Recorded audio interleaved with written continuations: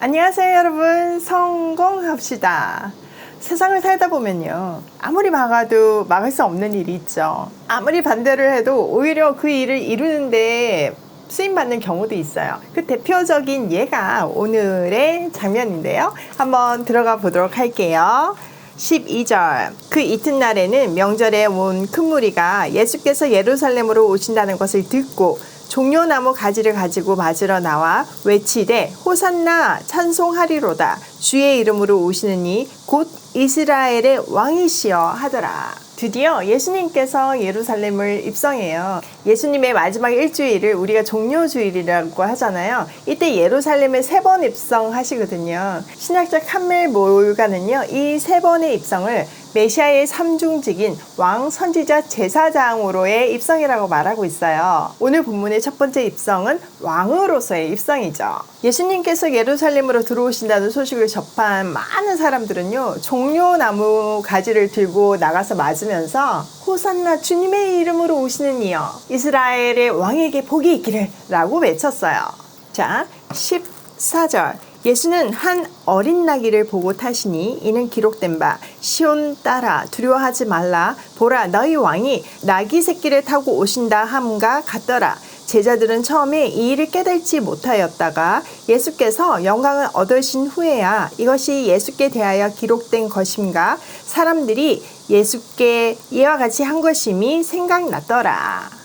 예수님은요, 어린 나귀를 타고 입성하셨어요. 이것은 스가랴서 9장 9절의 성취예요. 즉 메시아적 승리의 입성이죠. 나귀를 타고, 게다가 어린 나귀를 타고 입성하는 장면은 승리를 한 세상 왕하고는 완전한 대조를 이루어요. 원래 이렇게 승리를 한 왕이나 개선 장군은 화려한 준마를 타고 입성하면서 자기 힘을 가시하잖아요. 그런데 어린 나귀를 타고 입성하신 거죠. 역사가 요세푸스에 의하면 나귀는 당시의 화친의 상징이었대요. 그러니까 예수님은요, 어린 나귀를 타고 예루살렘에 입성하심으로써 평화와 하친의 메시지를 주고 있어요. 사실 이 장면은요, 로마 입장에서는 굉장히 도발적이고 위협적인 장면이었어요. 호산나는 우리를 구원하소서라는 의미예요. 게다가 그들은 이스라엘의 왕이라고 얘기했잖아요. 그러니까 분명히 백성들은요, 예수님을 자기들을 로마로부터 구원해줄 정치적인 메시아라고 생각하고 환호했어요. 그러니 로마 입장에서는 반역으로 볼 수 있는 거죠. 그런데 여기서 예수님이 준마가 아닌 나귀를 타고 입성하셨기 때문에 로마 정부는요, 이거를 위협이 아니라 종교 행사라고 생각을 했어요. 나귀가 신의 현수였어요. 제자들은요, 지금 이 장면을 다 깨닫지 못했어요. 그런데 예수님께서 영광을 받으신 후에야 이 장면이 무엇을 의미하고 사람들이 왜 이렇게 반응했는데 그게 무엇을 의미하는지를 깨달았어요. 자, 7절. 나사로를 무덤에서 불러내어 죽은 자 가운데서 살리실 때 함께 있던 무리가 증언한지라. 이 무리가 예수를 맞음은 이 표적 행하심을 들었음이러라. 바리새인들이 서로 말하되 볼지어다 너희 하는 일이 쓸데없다. 보라 온 세상이 그를 따르는도다 하니라. 나사로의 부활의 증인들이요, 간증을 했어요.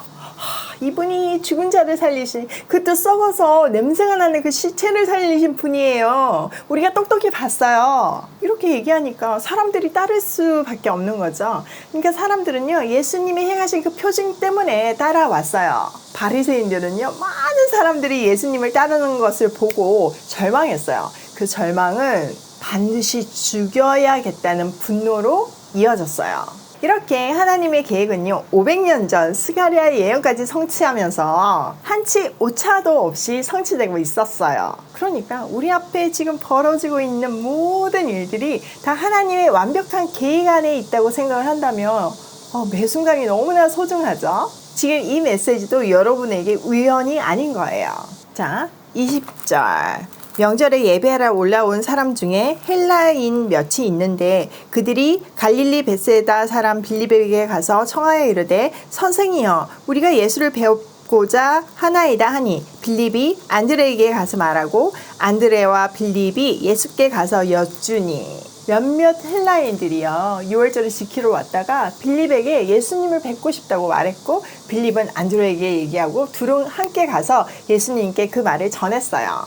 이 장면은요, 예수님이 자기의 생명을 내어놓으며 우리에게 아직 속하지 않은 다른 양들이 한 무리가 되도록 이끌기 위함이라고 하셨던 선한 목자의 말씀을 떠올려요. 23절, 예수께서 대답하여 이르시되 인자가 영광을 얻을 때가 왔도다. 내가 진실로 진실로 너희에게 이르노니 한 알의 밀이 땅에 떨어져 죽지 아니하면 한 알 그대로 있고 죽으면 많은 열매를 맺느니라. 자기의 생명을 사랑하는 자는 잃어버릴 것이요 이 세상에서 자기의 생명을 미워하는 자는 영생하도록 보존하리라. 예수님은요, 인자가 영광을 받을 때가 왔다고 말씀하세요. 드디어 십자가의 때가 이른 거죠. 예수님은요, 생명을 얻는 수단으로서의 죽음을 말씀하세요. 특히 헬라인들의 등장을 통해서 예수님의 죽음은 모든 사람들에게 생명을 주는 수단임을 말씀해 주고 있어요. 오직 죽음을 통해서만 열매를 맺을 수 있다는 거죠. 또 영원히 살기 위해서는 이 세상에서 자기의 생명을 미워할 필요가 있다고 말씀하세요.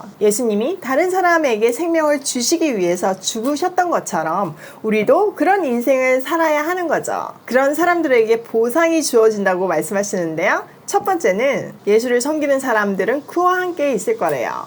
예수님의 영원한 생명 안에 들어가고 예수님과 동행하는 삶을 산다는 거죠. 또 아버지께서 그를 높이실 거라고 말해요. 27절, 지금 내 마음이 괴로우니 무슨 말을 하리요. 아버지여 나를 구원하여 이때를 면하게 하여 주옵소서. 그러나 내가 이를 위하여 이때에 왔나이다. 아버지여 아버지의 이름을 영광스럽게 하옵소서 하시니 이에 하늘에서 소리가 나서 이르되 내가 이미 영광스럽게 하였고 또 다시 영광스럽게 하리라 하시니 곁에 서서 들은 무리는 천둥이 울었다고도 하며 또 어떤 이들은 천사가 그에게 말하였다고도 하니 예수께서 대답하여 이르시되 이 소리가 난 것은 나를 위한 것이 아니요 너희를 위한 것이니라. 겟세마네에서의 대제사장적인 기도를 떠올리죠. 예수님은 잠시지만 죽음을 통해서 아버지와의 끊어짐이 괴로우셨던 거예요. 그렇지만 아버지의 뜻에 순종하기로 결단하세요. 그리고 아버지의 이름을 영광스럽게 하옵소서라고 말해요. 이때 마치 세례의 장면을 떠올리듯 하늘로부터의 음성이 있었어요. 세례 때 들렸던 하늘로부터의 음성은 그가 하나님의 아들임을 인정했다면 지금은 예수님의 죽음을 통해 하나님의 이름이 다시 영광을 받을 것이라는 것을 약속해요. 지금 현재의 시간은 이미 성취된 영광에 포함되어 있고 미래의 영광은 아버지와 함께한 승기를 통해 이루어질 거예요. 그리고 이 음성은 예수님을 위한 것이 아니라 사람들을 위한 것이었어요. 자, 31절, 이제 이 세상에 대한 심판이 이르렀으니 이 세상의 임금이 쫓겨나리라.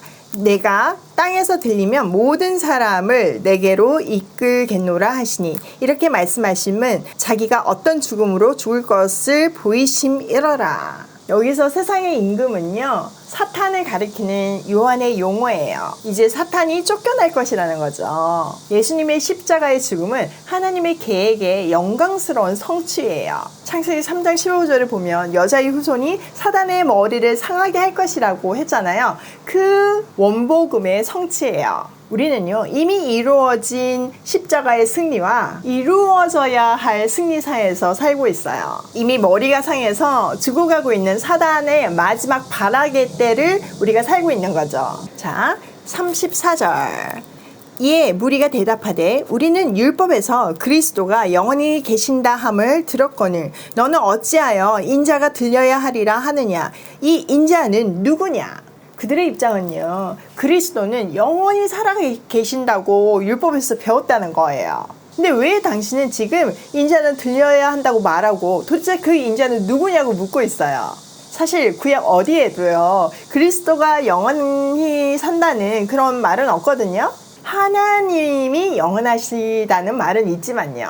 또 예수님은 그리스도라는 칭호를 사용하지 않으셨지만 무리는 그리스도를 언급하고 있어요. 종려나무 가지를 흔들면서 예수님을 환영한 것이 백성들이 그를 민족적인 메시아로 인정한다는 것으로 해석할 수 있어요. 게다가 그리스도를 인자하고 연결시키고 있어요. 자, 35절. 예수께서 이르시되 아직 잠시 동안 빛이 너희 중에 있으니 빛이 있을 동안에 다녀 어둠에 붙잡히지 않게 하라. 어둠에 다니는 자는 그 가는 곳을 알지 못하느니라. 너희에게 아직 빛이 있을 동안에 빛을 믿으라. 그리하면 빛의 아들이 되리라. 예수님은요, 인자에 대한 직접적인 대답 대신에 빛으로 이 땅에 잠시 머문다는 것을 말씀하세요. 그 빛이 있을 때 그 빛을 믿어서 빛의 자녀가 되라고 말씀하세요. 심판의 순간이 반드시 온다는 거죠. 예수님에 대해서요, 세상은 여러 가지 반응을 보여요. 자기의 욕심에 따라서 해석하고 희망을 걸기도 하고요. 죽으라고 반대하기도 해요. 근데 어떤 편에 서서 예수님을 보든지 간에 예수가 그리스도라는 진리는 변하지 않아요. 이 말은요, 하나님의 계획을 아무리 막아도 막을 수가 없다는 거죠. 심지어는 우리의 극심한 반대를 통해서도 성취돼요. 세상에는요, 딱 두 부류의 사람이 있어요. 하나님이 왕이심을 고백하는 빛의 자녀들과 그렇지 않은 어둠의 자녀들이에요. 결말도요, 딱 정해져 있어요. 빛의 자녀들은 하나님의 영원한 생명 안에서 영원한 생명을 누리며 사는 것이고, 어둠의 자녀들은요, 영원한 심판을 받고 어둠 속에서 살게 돼요. 이 사실을 아는 것이 은혜이고 축복이에요. 제가 하나님을 믿기 마지막 즈음에 정말 하나님이 믿고 싶었어요. 그런데 진짜 안 믿기는 거예요. 너무 믿고 싶은데 믿기지가 않으니까 너무 속상하더라고요. 그때 기도했어요. 만약 하나님이 계시다면 제게도 믿음을 달라고요. 그런데 그날이 오더라고요. 돌아보면요, 그날을 위해서 수많은 크리스찬들이 저를 불렀어요. 빛 가운데 나오라고요. 근데 그때마다 저는 콧방귀도 끼고 핍박도 하고 무시도 하고 어둠 속에서 버텼지만 결국 그날이 오더라고요. 여러분, 빛의 자녀로 산다는 것은요, 엄청난 감격이에요. 어둠 속에서 제 아무리 잘났다고 해봤자 자기가 어디로 가는지도 모르는 상태이잖아요. 알고 가는 거랑 모르고 가는 거는 천지 차이예요. 알고 당하는 고난과 모르고 당하는 고난도 천지 차이고요. 나를 지으신 분이 누구이고 나는 무엇을 하며 살아야 되는지를 아는 인생이랑 모르는 인생은요, 그 삶의 질과 행복 지수가 천지 차이일 수밖에 없어요. 이 좋은 것을 우리는 전해야 하는 거예요. 뭐 좋은 거 잠깐 누리고 맛있는 거 잠깐 먹는 거 정도가 아니잖아요. 영원한 생명을 얻고 나는 누구인지, 나는 어떻게 살아야 되는지에 대한 답을 찾는 거잖아요. 그런 멋진 천국 시민으로의 초대잖아요. 오늘도 열심히 되든 안 되든 빛의 강선을 어둠 가운데 있는 사람들에게 쏘며 빛의 자녀의 발걸음으로 고고싱해요.